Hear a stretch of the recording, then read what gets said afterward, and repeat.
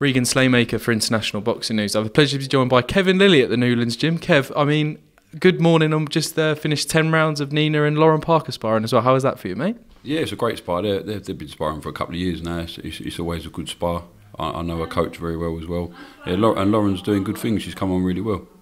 Definitely, mate. European champion versus world champion. I mean, you can't get much better sparring than that. Obviously, Nina's fight against Cherneka Johnson, May the 12th. I mean, buzzing to finally get a fight for Nina and build up some activity as well. Yeah, it's been a long time coming. She's been out of the ring. It's getting on for nearly a year. Do you know what I mean? She's been left inactive since she signed with Leon. Obviously, he's got a deal straight away and a good deal. And yeah, now we're looking forward to moving forward with Ludabella in some big fights. And fighting Cherneka is a big fight. It's one I'm looking forward to. Definitely, mate. I was just saying to Nina there, kind of all the fighters kind of at bantamweight, super bantamweight who aren't world champions. I mean, Cherneka's probably the hardest fight you could take. I mean, why is it important for Nina to take these fights? Obviously, at this stage in her career as well, in a second world title defence as well. Well, she's from day one. Nina's always wanted to be in the big fights. She wants to fight the good fighters, the big fights, because she don't want to be defending or winning titles against, no disrespect, low average fighters, because it's just pointless. Do you know what I mean? She's in it more for legacy than she's money and everything. So fighters like Cherneka are the fights that she needs. Do you know what I mean? To create that sort of legacy. And she was in a good fight with Ellie Scottney. Obviously, she's coming down to weight now. I just think it's a great fight. Do you know what I mean? It definitely is. And how kind of obviously frustrating is this period been, especially as Nina's coach, kind of trying to get that big fight for her next, kind of how frustrating is this period been with obviously when Matchroom did have kind of options at Nina's weight as well? Oh, it's very frustrating because obviously, we've not going into too much detail, we was promised dates. It's no fault of anyone particular, do you know what I mean? But obviously Eddie did say this date, that date, this date, but obviously Ebanie didn't want to fight, Shannon didn't want to fight, and obviously you can't put a gun to their head, so there wasn't a lot Eddie could do much more, do you know what I mean? We tried for them big fights, so it's been very frustrating, like 8-9 months or whatever it will be out of the ring, do you know what I mean? Definitely, I mean, I think that's one thing that people give Matchroom credit for, is not to hold up careers if they can't have the options, even if you are signed into contracts as well. I think it's one thing as well. I do want to touch on kind of the back and forth between Nina and Ebanie kind of on socials. I mean, they're quite entertaining for someone who's not involved in either of them, mate. But kind of where is that kind of stem from, mate? From your kind of perspective. I'll be honest, listen, Nina's wanted the big name as such, and Ebanie was a name obviously for a lot of other reasons. She's made a name for herself in this country, and Shannon Courtney's a former world champion. Nina shared the ring with Shannon quite a few times sparring. I don't know, it was just a bit of banter to start off with, to be fair, just to try and get her in the ring, and that didn't work, and I think Ebanie took it a little bit to heart, and it's just sort of stemmed from there. But every time something happens with Nina, Ebanie puts a little dig in. And obviously, so Nina's doing the same thing now. But to be fair, we just take it for it's all a bit of banter.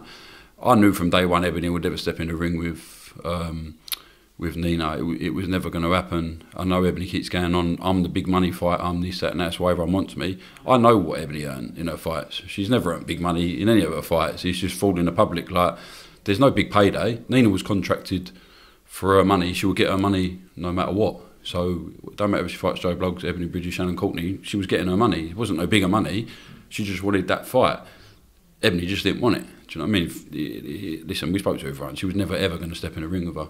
And I suppose it just went on and on and on and out, and I suppose they're just going to always go back and forward, do you know what I mean? But it's done with now. It's all a bit of banter. The bottom line, Ebanie's never going to get in a ring with her, is she? Do you know what I mean? It's as simple as that. No, definitely as well, and obviously, kind of like you said, big fights. Obviously, all going your way on kind of May 12th as well. I mean, obviously, Unifications. Obviously, we're just discussing there. Ludabella has a lot of options at bantamweight, super bantamweight, but kind of the woman of the division at the moment, she's on an incredible run as well. Is Dina Thorslund definitely a fight that you guys want next as well? Yeah, I mean, we've said all along. Listen, it's Nina's choice. She wants to fight. She wanted the plan was Shannon Courtney, Ebanie Bridges. Albeit they went well, and then Dina Thorslund. We've asked for the Dina Thorslund fight before, but if they're not, it was ridiculous money that they come back with. It's not going to happen, and Dina doesn't come outside of Denmark. Do you know what I mean? So, but we would have that fight. I think she's a great fighter. I know she's done an interview the other day saying she'd be too strong for Nina. I don't know what that's based on. I don't know where she's getting her information from, that Yoshida will be an easier fight. I think she's a bit deluded there. Maybe that's Lee telling her that, I don't know, because we're not with him no more, but it is what it is. But yeah, listen, hopefully, albeit, listen, we concentrate on Cherneka, come through that. I think Nina will have to do a mandatory, and then we see what options on the table. If Dina wants to come out of Denmark, do you know what I mean? Then no problem, we'll have to fight, no problem. Definitely. Nina Hughes versus Dina Thorslund at the Brentwood Centre. There we go, mate, at the Brentwood Centre as well. It's got to be a headline in there, mate, as well. Kev, I do want to touch on this as well. Kind of, you've been in the boxing game a long time as well. Obviously, I've spoken to Tony Sims, obviously you were his number 2 for a while as well.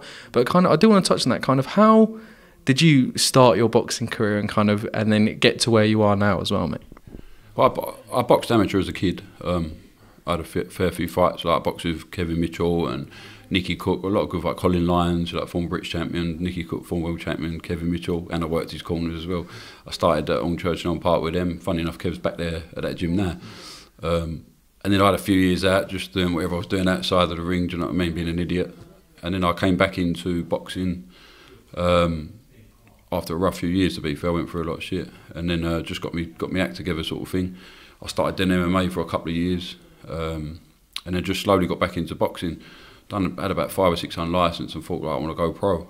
And then obviously had a few pro fights and met Tony Sims after my pro career, and he gave me my first 2 fighters, which was Lee Martin and Billy Wooders. And we talked about the prize fight, really. Lee Martin was in it, and just went from there. And I just started working in the corners with Tony, working with Anthony Joshua. Like I've done, I think 8 or 9 fights with Joshua's, and then.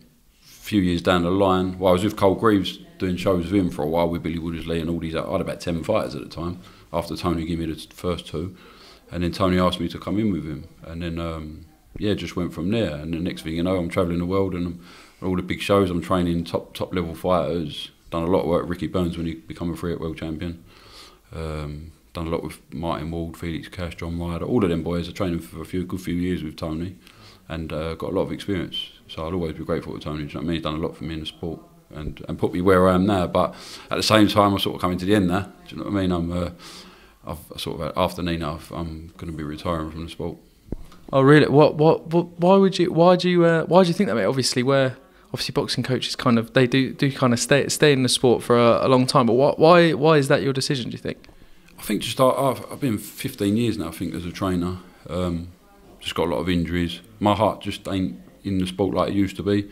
Obviously I'm fully focused for Nina, do you know what I mean? I want to finish with her, but there's just a lot of politics in boxing, and a lot of people I don't like in boxing, a lot of dogs.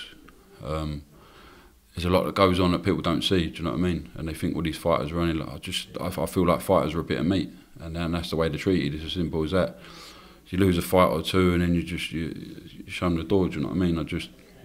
There's a lot of good people in the sport, but there's a lot of bad people, do you know what I mean? And it's just not for me anymore. Do you know what I mean? My heart ain't in it, and you know sometimes you've got no one to keep your mouth shut, and I can't. And I tell people what I think of them. Big promoters, this, that, and the other, and it's probably not the right thing to do. But I just don't like the way fighters are treated. Do you know what I mean? And I don't think it'll ever change. And I think boxing's just getting worse. Do you know what I mean? But it is what it is. Do you know what I mean? But I've had a very good run. Like I said, I'd always be thankful for Tony Sims and Cole Greaves and all the people who have helped me. But yeah, I'm at the end now. No, definitely, mate. I mean, I feel like that's probably one of the most honest answers I've had to that question, mate, as well. And I want to ask you this next one. We ask everyone this. Ask Nina this before, and from what you've said, I think you might give a bit of a interesting answer as well. Where you've had those such highs with, like you said, with John Ryder, Anthony Joshua, kind of Felix Cash, but then from what you've just mentioned there, kind of when all's said and done, obviously, what does boxing mean to you at the end of the day? Oh, it's massive. It's been a big part of my life. Do you know what I mean? It changed my life. I know people go, it saved your life.